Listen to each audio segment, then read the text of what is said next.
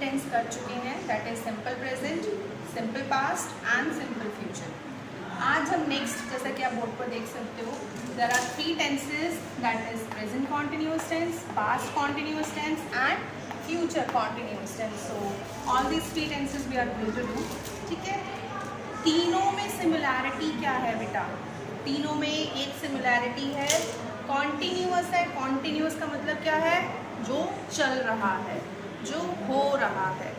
ठीक है, डिफरेंस क्या है? अगर वो प्रेजेंट कॉन्टिन्यूअस है तो होगा रहा है, रही है, रहे हैं। जैसे मैं बोल रही हूँ, मैं पढ़ा रही हूँ, फैन चल रहा है। ठीक है, और जब वो पास्ट की बात आ जाएगी तो क्या हो जाएगा? रहा था, रही थी, रहे थे। ठीक है, वो था। जैसे कल मैं आपको सिंपल प्रेजेंट टेंस परसों पढ़ा रही थी, कल मैं आपको सिंपल पास्ट और सिंपल फ्यूचर पढ़ा रही थी। तो कोई काम पास्ट में हो रहा था, वहाँ हम ये टेंस यूज़ करते हैं। और फ्यूचर कॉन्टिन्यूअस टेंस क्या होता है? कोई काम फ्यूचर में हो रहा होगा। ठीक है, हो रहा होगा, इसीलिए रहा होगा, रही होगी, रहे होंगे। जैसे शायद कल मैं आपको परफेक्ट टेंस पढ़ा रही होंगी। ठीक है, सो ये बेसिक डिफरेंस है, मगर ये जो रहा वर्ड है वो तीनों में सेम है, तीनों में ये कॉमन है। और एक चीज़ आप लोग कॉमन देखोगे, वो होगी तीनों में ही वर्ब ing। ठीक है, तीनों में ही वर्ब ing यूज होती है। वर्ब ing क्या होती है? जैसे going, doing, sleeping, running, taking, keeping. तो जितनी भी ing लगाकर वर्ब्स बनती हैं वो होती हैं वर्ब ing। ठीक है, तो तीनों कॉन्टिन्यूअस टेंस में वर्ब ing यूज होगी और तीनों में कॉन्टिन्यूटी, कुछ काम लगातार हो रहा है, उसकी बात हो रही होगी। ठीक है, चलिए बात करते हैं सबसे पहले प्रेजेंट कॉन्टिन्यूअस टेंस की। इसमें मैंने जैसे बोला, रहा है, रही है, रहे हैं। फाइन। तो जो अफर्मेटिव सेंटेंस होता है, यानी कि जो असर्टिव, जो सिंपल सेंटेंस है, जैसे मैंने बोला मैं बोल रही हूँ, आप लोग सुन रहे हो, तो ये जो टेंस होता है ये अफर्मेटिव सेंटेंस होता है। सबसे पहले सब्जेक्ट आता है, उसके बाद इज़-एम-आर आता है, उसके बाद वर्ब ing। इज़-एम-आर में से कोई एक चीज़, या तो इज़, या तो एम, या तो आर।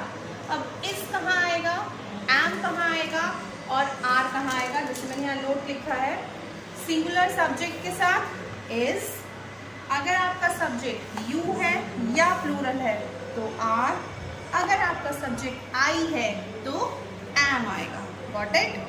चलिए, उसके बाद नेगेटिव सेंटेंस है।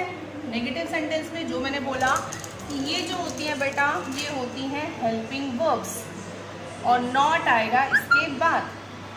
ठीक है, तो सबसे पहले सब्जेक्ट, फिर इज़-एम-आर, फिर नॉट और फिर वर्ब ing। जब इंटेरोगेटिव सेंटेंस होगा तो जो हेल्पिंग वर्ब्स होती हैं ये हेल्पिंग वर्ब्स हैं। क्या है? इनको हम हेल्पिंग वर्ब्स बोलते हैं। कल भी मैंने आपको बताया था, ये होती हैं हेल्पिंग वर्ब्स। ठीक है, तो हेल्पिंग वर्ब्स इंटेरोगेटिव सेंटेंस में, क्या वाले सेंटेंस में हमेशा सब्जेक्ट से पहले आती हैं। तो पहले इज़ या फिर एम या फिर आर, फिर सब्जेक्ट और फिर वर्ब ing। सो इस तरह से ये सेंटेंस बनता है। अब पहला टेंस देखते हैं। पहला टेंस है, अध्यापक कक्षा को पढ़ा रहा है। अध्यापक यहाँ पर सब्जेक्ट है, सो द टीचर। उसके बाद हमने देखना है इज़ आएगा, एम आएगा या आर आएगा। अब अध्यापक जो है वो सिंगुलर है, वो एक है, इसलिए हम लिखेंगे इज़। उसके बाद हमने वर्ब ing लगाएंगे। हम वर्ब ढूंढते हैं, वर्ब क्या है इसमें? एक्शन वर्ड क्या है? पढ़ाना। तो उसके बाद teaching the class. The class यहाँ ऑब्जेक्ट होती है, कर्म जिसको हिंदी में बोलते हैं। ये करता है, ये कर्म है। ठीक है, so the teacher is teaching the class. अगर यही नेगेटिव सेंटेंस हो, बच्चा खेल नहीं रहा है। ठीक है, सो बच्चा यहाँ पर सब्जेक्ट है, द चाइल्ड। उसके बाद हम देखेंगे इज़-एम-आर, तो बच्चा सिंगुलर है इसीलिए इज़। उसके बाद नॉट और उसके बाद एक्शन वर्ब आ गया, वो है playing. So the child is not playing. अगला देखते हैं, क्या तुम किताब पढ़ रहे हो? क्वेश्चन वाला है। ठीक है। सो हम पहले देखेंगे सब्जेक्ट क्या है इसमें। सब्जेक्ट है आर, सॉरी सब्जेक्ट है तुम, ठीक है। सो तुम, यू, और यू के साथ हम क्या लगाते हैं, आर, ठीक है। तो are you reading the book, it should be reading a book, it should not be reading the book, reading a book, क्योंकि आप किसी पर्टिकुलर बुक की बात नहीं कर रहे हो, इसलिए रीडिंग अ बुक, ठीक है। सो आर यू रीडिंग, इस तरह से सेंटेंस बना, are you reading a book. अब ये नोट मैंने आपको बताया, सिंगुलर सब्जेक्ट होगा तो इज, यू है अगर आपका सब्जेक्ट, या प्लूरल है तो आर, आई है तो एम, ठीक है। Let's come to the next tense now. Next is past continuous tense. Past continuous की पहचान क्या होती है, हम सोचते हैं, जैसे भी मैंने आपको बोला हिंदी में, रहा था, रही थी, रहे थे, ठीक है। प्रेजेंट में अफर्मेटिव सेंटेंस कैसे बनेगा, सब्जेक्ट वॉज या फिर वर और फिर वर्ब आईएनजी। नेगेटिव में सब्जेक्ट वॉज वर और उसके बाद, क्योंकि ये जो दोनों हैं,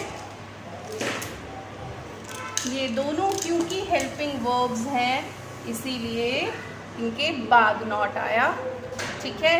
और इंटेरोगेटिव सेंटेंस में क्या होगा, सब्जेक्ट से पहले हेल्पिंग वर्ब्स आएगा।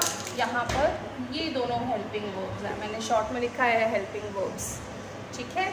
तो पहला सेंटेंस बेटा मैंने जानबूझ के सेम सेंटेंस लिखा है, मैंने कोई और सेंटेंस सोच सकती थी, बट आपको डिफरेंस समझ में आ जाए इसलिए मैंने सेम सेंटेंस लिखा है।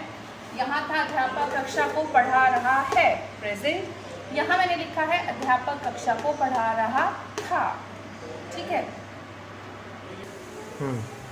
अब मैंने जानबूझ के बेटा सेम सेंटेंस लिखा हुआ था, देखो सिर्फ एक अंतर था, अध्यापक कक्षा को पढ़ा रहा है और अध्यापक कक्षा को पढ़ा रहा था, एक ही डिफरेंस। और देखो पूरा सेंटेंस सेम है, the teacher, teaching the class, only and only we have changed this subject. यहाँ पर ये इज था, यहाँ पर ये वॉज हो गया। तो इस तरह से सीखोगे, तीनों को कंपेयर करके सीखोगे तो it will be very easy, बहुत आसान हो जाएगा आपके लिए, ठीक है। तो the teacher was teaching the class, एक चीज़ और, सिंगुलर सब्जेक्ट होता है तो वॉज, यू और प्लूरल सब्जेक्ट है आपका तो वर यूज होता है। बच्चा नहीं खेल रहा था, अगेन मैंने यहाँ लिखा था बच्चा खेल रहा है, यहाँ लिखा है बच्चा नहीं खेल रहा था। फिर से एक ही चीज़ है, यहाँ पर था इज, यहाँ पर है वॉज, ठीक है। फिर क्या तुम किताब पढ़ रहे थे, यहाँ था क्या तुम किताब पढ़ रहे हो, यहाँ लिखा है क्या तुम किताब पढ़ रहे थे।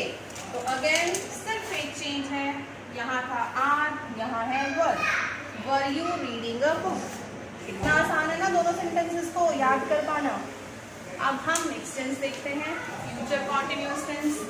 फ्यूचर कॉन्टिन्यूअस टेंस क्या होता है, कोई काम, जैसे मैंने आपको शुरुआत में भी बोला कि कोई काम हो रहा होगा, वहाँ हम यूज़ करते हैं फ्यूचर कॉन्टिन्यूअस टेंस, ठीक है। रहा होगा, रही होगी, रहे होंगे, subject will be, verb ING. जब हम नेगेटिव बनाएंगे, subject won't be, verb ING. Interrogative will, subject be, verb ING. यहाँ ये ध्यान रखने वाली बात है बेटा कि यहाँ देखो ये नॉट जो था विल और बी के बीच में आया, यहाँ सब्जेक्ट आया विल और बी के बीच में, ठीक है। यानी कि विल बी सब्जेक्ट नहीं होगा, विल बी सब्जेक्ट लिखा तो गलत है, आपको लिखना है विल सब्जेक्ट बी। ऐसे ही थोड़ा पास आओ, ऐसे ही विल नॉट बी नहीं लिखना, सॉरी विल बी नॉट नहीं लिखना, विल नॉट बी जो कि वोंट बी है, ठीक है। सेम सेंटेंस फिर से मैंने लिखा है बेटा, देखो सारा कुछ सेम है, only and only this verb has been changed. देखो यहाँ था इज, यहाँ था वॉज और यहाँ हो गया will be. So it's all same sentence. जैसे ये था the teacher will be teaching the class tomorrow, आने वाला कल है टुमारो। यहाँ ये सेम सेंटेंस था, तो यहाँ था इज, यहाँ हुआ वॉज और यहाँ हो गया वोंट बी, ठीक है। एक अगला टेंस मैंने चेंज किया है, क्या हम जुलाई से आ रहे होंगे, will we be coming to school from July. ठीक है, तो एक फ्यूचर की बात है कि क्या हम आ रहे होंगे, तो इसीलिए देखो विल और बी के बीच में मैंने यूज़ किया है सब्जेक्ट। मैंने विल बी नहीं लिखा, will be coming to school from July. समझ में आया बेटा सबको ये टेंसेस? कोई कंफ्यूजन हो आप मुझे पास आ जाओ, एक मिनट। आप मुझे टेक्स्ट करके भेज सकते हो, आप मुझे मैसेज कर सकते हो, मुझसे पूछ सकते हो, कोई भी तीनों टेंसेस में से किसी में भी कोई प्रॉब्लम आए। ठीक है, अब आपको तीनों के ही 10 टेंसेस बनाकर मुझे भेजने हैं। बच्चे कैसे भेजते हैं?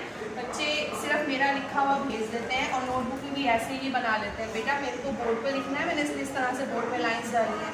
आप अपनी नोटबुक में पहले ये लिखो, फिर ये टेंस लिखो और फिर ये टेंस लिखो।